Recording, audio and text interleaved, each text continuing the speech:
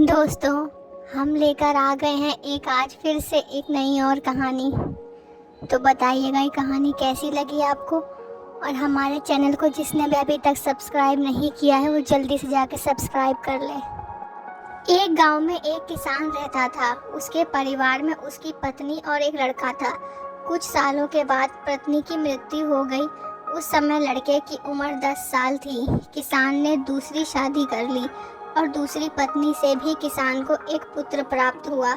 किसान की दूसरी पत्नी की भी कुछ समय बाद मृत्यु हो गई। किसान का बड़ा बेटा जो पहली पत्नी से प्राप्त हुआ था, जब शादी के योग्य हुआ तब किसान ने बड़े बेटे की शादी कर दी।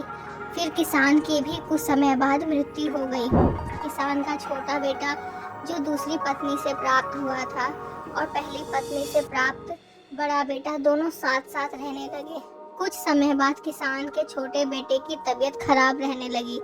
बड़े भाई ने कुछ आसपास के वैद्यों से इलाज करवाया पर कोई राहत न मिली।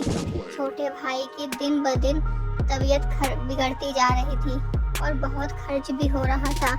एक दिन बड़े भाई ने अपनी पत्नी से सलाह की कि यदि ये छोटा भाई मर जाए तो हमें इसके इलाज के लिए पैसा खर्च ना करना पड़ेगा और जायदाद में आधा हिस्सा भी नहीं देना पड़ेगा। तब उसकी पत्नी ने कहा कि क्यों ना किसी वैद्य से बात करके इसे जहर दे दिया जाए। किसी को पता भी नहीं चलेगा, किसी रिश्तेदार में भी कोई शक न करेगा कि बीमार था, बीमारी से मृत्यु हो गई। बड़े भाई ने ऐसे ही किया। एक वैद्य से बात की कि आप अपनी फीस बताओ, ऐसा करना, मेरे छोटे भाई को दवा के बहाने जहर दे देना।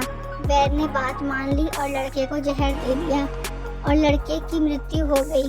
उसके भाई भाभी ने बहुत खुशी मनाई कि रास्ते का कांटा निकल गया, अब सारी संपत्ति अपनी हो गई। उसका अंतिम संस्कार कर दिया गया। कुछ महीनों पश्चात उस किसान के बड़े लड़के की पत्नी को लड़का हुआ। उन पति पत्नी ने खूब खुशी मनाई, बड़े ही लाड प्यार से लड़के की परवरिश की। कुछ ही गिने वर्षों में लड़का जवान हो गया। उन्होंने अपने लड़के की भी शादी कर दी। शादी के कुछ समय बाद अचानक लड़का बीमार रहने लगा। माँ बाप ने उसके इलाज के लिए बहुत वैद्यों से इलाज करवाया। जिसने जितना पैसा मांगा दिया, सब कुछ दिया ताकि लड़का ठीक हो जाए। अपने लड़के के इलाज में अपनी आधी संपत्ति तक बेच दी, पर लड़का बीमारी के कारण मरने के कगार पर आ गया। शरीर इतना ज़्यादा कमज़ोर हो गया कि अस्थि पिंजर शेष रह गया। एक दिन लड़के को चारपाई पर लिटा रखा था और उसका पिता साथ में बैठा अपने पुत्र की ये दयनीय हालत देखकर दुखी होकर उसकी ओर देख रहा था। तभी लड़का अपने पिता से बोला कि भाई, अपना सब हिसाब हो गया, बस अब तक कफन और लकड़ी का हिसाब बाकी है, उसकी तैयारी कर लो। ये सुनकर उसके पिता ने सोचा कि लड़के का दिमाग भी काम नहीं कर रहा है बीमारी के कारण, और बोला, बेटा मैं तेरा बाप हूँ, भाई नहीं। तब लड़का बोला, आपका वही भाई हूँ जिसको आपने जहर खिलाकर मरवाया था, जिस संपत्ति के लिए आपने मरवाया था मुझे, अब वो मेरे इलाज के लिए आधी बिक चुकी है, आपकी शेष है, हमारा हिसाब हो गया। तब उसका पिता फूट फूट कर रोते हुए बोला कि मेरा तो कुल नाश हो गया, जो किया मेरे आगे आ गया, पर तेरी पत्नी का क्या दोष है जो इस बेचारी को जिंदा जलाया जाएगा। सती प्रथा थी जिसमें पति के मरने के बाद पत्नी को चिता पर जला दिया जाता था। तब लड़का बोला कि वो वैद्य कहाँ है जिसने मुझे जहर खिलाया था। तब उसके पिता ने कहा कि आपकी मृत्यु के 3 साल बाद वो मर गया। तब लड़के ने कहा कि ये वही दुष्ट वैद्य आज मेरी पत्नी के रूप में है, मेरे मरने पर इसे जिंदा जलाया जाएगा।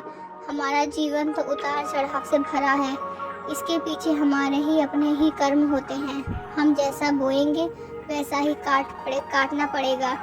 कर्म करो तो फल मिलता है, आज नहीं तो कल मिलता है। जितना गहरा अधिक हो कुआं, उतना मीठा जल मिलता है। जीवन के हर कठिन प्रश्न का जीवन से ही हल मिलता है। सो दोस्तों, कैसी लगी आपको हमारी कहानी, हमें ज़रूर बताना। हम और अच्छी अच्छी कहानियाँ आपके लिए लेकर आएंगे।